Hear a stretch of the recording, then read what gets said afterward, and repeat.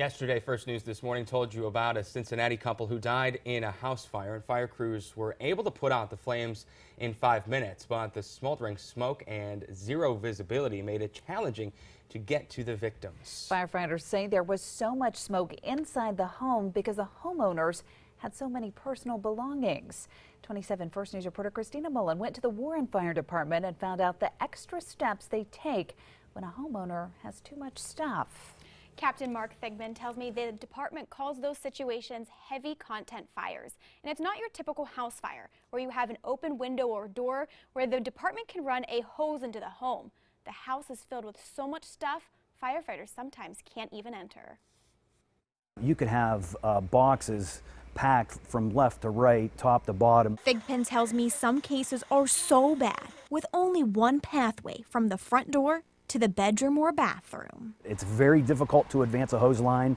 You have to raise your hands up to see how high the boxes go up, and those boxes may fall on you, and it's a very challenging environment to be in, to say the least. Making an already life-threatening task 100 times harder for firefighters. Some of the boxes are so piled high and packed so tightly that a fire could smolder for up to 12, 13 hours and we wouldn't know it. It has the fuel inside, but it doesn't have the oxygen. Most of the time, crews don't know what they're getting into until they get to the home. If you see a lot of overgrown shrubbery or a lot of stuff in the backyard, heavy content in the backyard, or even if their personal vehicle's overflowing with heavy contents, chances are the home will be the same way.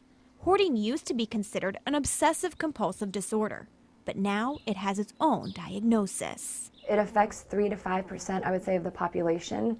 Not a lot of our clients that come in admit to hoarding. It'd be more the family calling in with their concerns. Nikki Villela is a licensed counselor at Coleman Professional Services in Warren. She has many patients who are hoarders, keeping things like newspapers, magazines, plastic bags. I think they fear that they might have value in the future, or they may need them in the future. So the fear of getting rid of it and it not being there is the problem. Villela tells me that a good way to know if someone is keeping too much stuff is if they're holding onto things that may not be worth a lot. Live in the studio, Christina Mullen, WKBN 27 First News This Morning.